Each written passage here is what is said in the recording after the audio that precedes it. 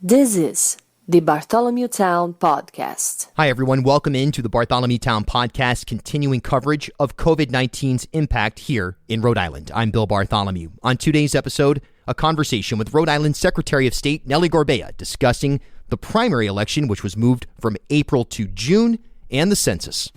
Good morning, Secretary. Thanks so much for hopping on. Appreciate it. Hey, Bill. How's it going? How are you doing? Staying healthy? Well, yeah. Trying to adhere to the guidelines, and just keep morale up, etc. That's a big factor as well. But, doing the best we can. Hopefully the same on your end. Yeah, no. I have to say I'm incredibly grateful to all of my employees and the work that they're getting done during these really challenging times. It's not easy, but they're getting it done, and we're serving the public. And, every day is a new sort of set of challenges, and we'll have to see how it's going to all turn out. Yeah, it's fascinating to watch just the classic American ingenuity play out right now, whether it's in the different sectors or just the way we're kind of rethinking how to go about basic problems. Some of it's stressful, but some of it might yield new ways of doing business or new ways of educating. I mean, I don't think we're going to come out of this and say, all right, let's put second graders in front of a Chromebook for 180 days a year, but there's interesting stuff for sure. No, it's true, and I've had that same conversation with my leadership team, and look at something like we're going to talk about more about the presidential preference primary. Being forced to look at a predominantly mail ballot election does open up opportunities to rethink the way we've been doing things, which is, have developed because of other historical circumstances that are very different than the ones we're living through right now. And so rather than just try to completely mimic the previous, setup, when we hit a roadblock, let's think, okay, maybe we should be thinking about this differently. So I agree. It's changing times. Let's talk about the presidential, the primary now pushed to June by executive order earlier this week. And more than anything, not only the date, but as you just mentioned, the method of election, shifting to a primarily mail ballot election. From your office, from your purview, is Rhode Island prepared to make that shift, both in terms of the timeline and in shifting to a primarily mail ballot election? Oh, yeah, no, absolutely. We're prepared because we're basically expanding a system that we have done before. I listen, I'm in conversations daily with some of my colleagues in other states, and some of them have real challenges. For example, they don't have a digitized signature for each of their voters. We have that actually in our database. So in many ways, Rhode Island is well prepared to handle a predominantly mail ballot election. And let me back up and say, when we were faced with the challenges that running an election in a safe and way for that respects social distancing and minimizing contact between people. Primarily, we wanted to make sure that we can ensure that all eligible Rhode Islanders can cast a ballot, right, in a safe and secure manner that still protects the integrity of every vote. And I think that the systems that we have in place are a great foundation, and we now just need to figure out how to do that in a much larger way. One of the safety valves that we'll have in the system is that there will be a polling location in every community. We can't just go overnight to a completely mail ballot only situation. So what we're looking at doing is basically, and this is what voters need to know, that there's going to be 3 steps for the presidential preference primary, which is now going to be June 2nd. The first step is to go to vote.ri.gov and either register if you haven't registered, or make sure that your information in our voter registration database is up to date. Step 2, my office will then send all registered voters a mail ballot application with a postage paid return envelope. So all they have to do is fill it out and then return it in the envelope, put it in their mailbox. The mailman will get it over to us. And then finally, step 3, once we get that mail ballot application, then my office is sending you a mail ballot. Now, if for whatever reason the person doesn't do that and then decides that they want to go vote, then we will have measures in place for an emergency mail ballot time period. And then also on election day, there'll be, like I said, a very small number, but still some polling locations in every community.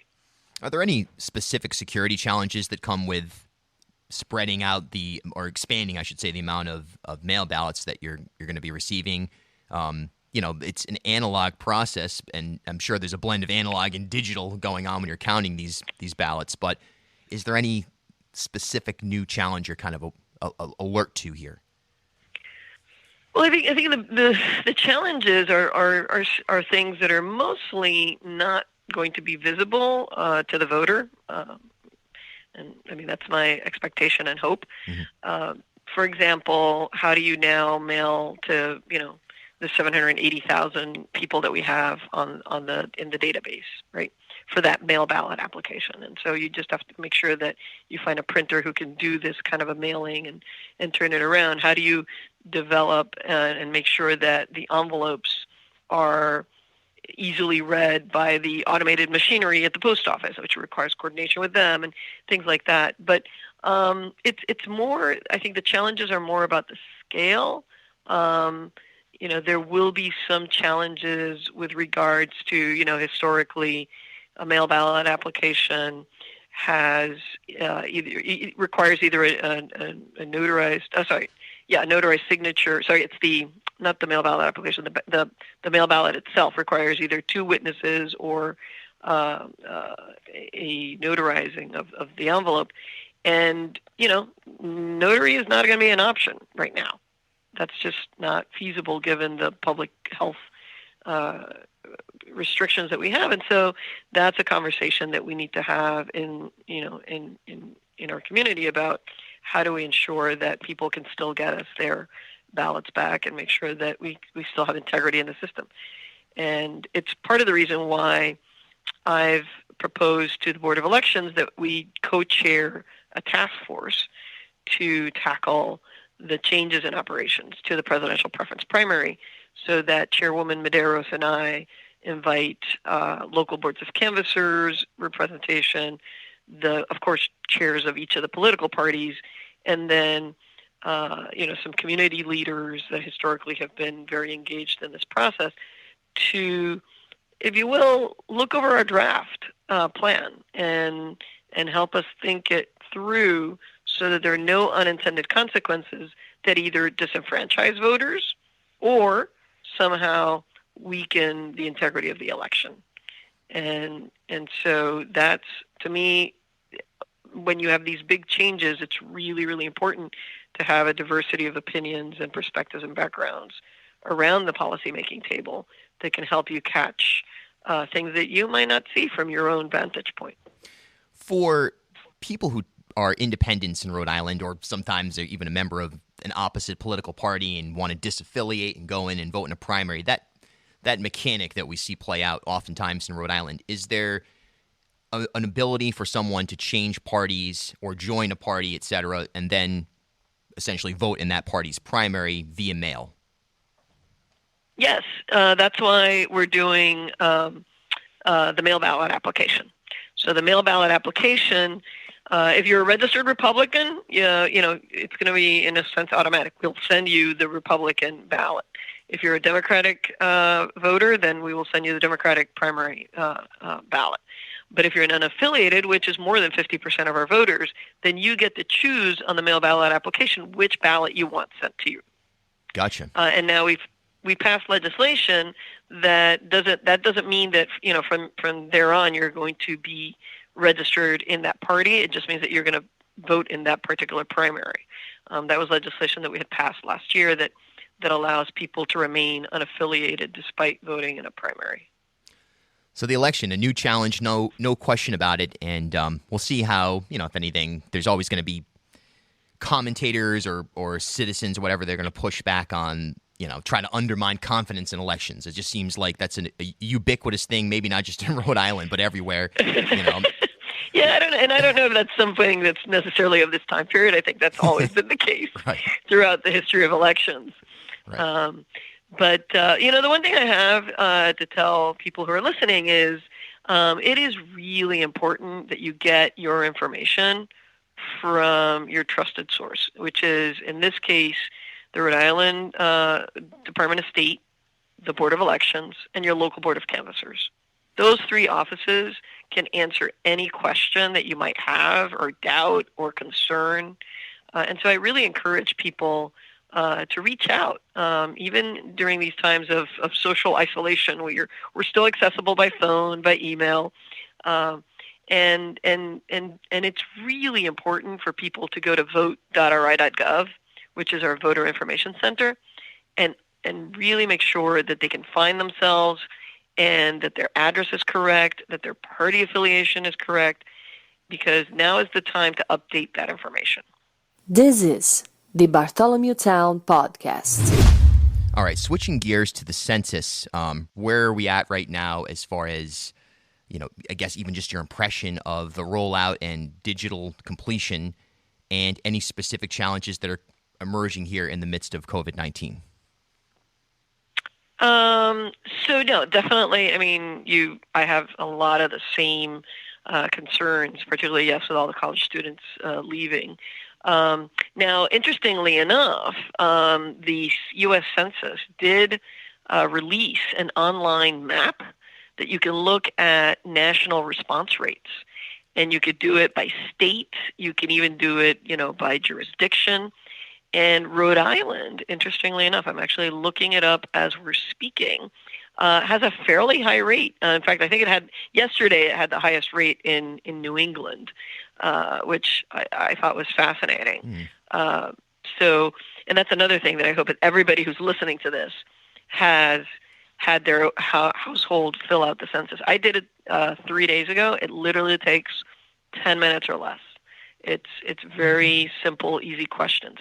I've been working really hard to get the word out throughout the state, and particularly in the Spanish-speaking community, so that we can have as strong a count as possible. But yes, historically, Rhode Island does have an undercount, and it has to do in part with our geography.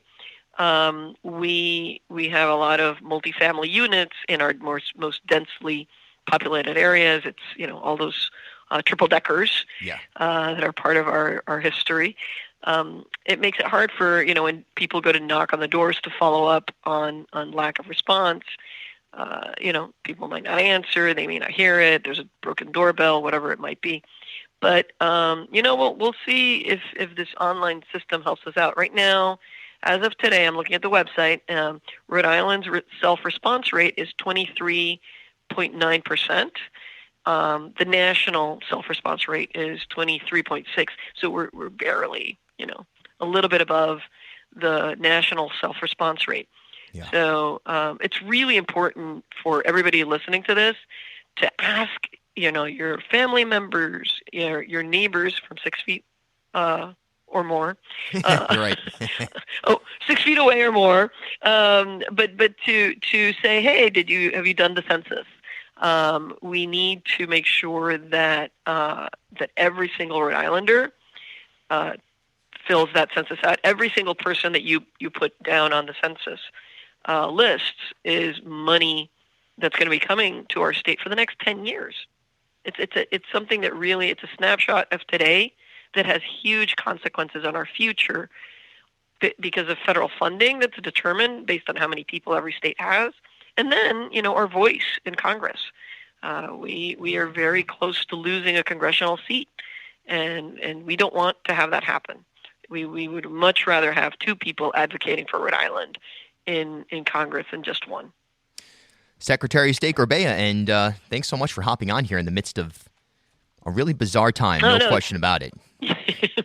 No, thank you for doing this and for continuing this work, because through it all, we have to be able to have some sort of sense of normalcy, and having your podcast come out and having the information disseminated really, I think, is helps out during these difficult times. And so again, and just one last pitch to everybody listening, please go to vote.ri.gov.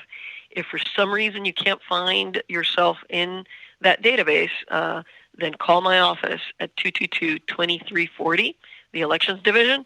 We'll do some more sleuthing to make sure that it's not somehow some bad data entry, and get yourself counted in the census and make sure everybody in your family and friends is counted. So thanks a lot, Bill. All right, Secretary. Thanks so much. Looking forward to a summer after this is all over, and a wonderful June 2nd day. Hopefully it's a beautiful day, and we're feeling this curve on the way out. I know. Yeah, last time you and I talked, it was at one of the outdoor festivals. Yeah, PVD Fest, exactly. And I'm looking forward to doing that again with you. This is the Bartholomew Town Podcast. At HealthSource RI for Employers, we provide access to health insurance to more than 1,100 local businesses and nonprofits, and 96% of them renew through us every year. Maybe it's our choice of 19 different health plans, our 10 years of customizing solutions, or our one local team of dedicated experts helping employers find quality health insurance. See how our numbers stack up for you. Learn more at healthsourceri.com/employers.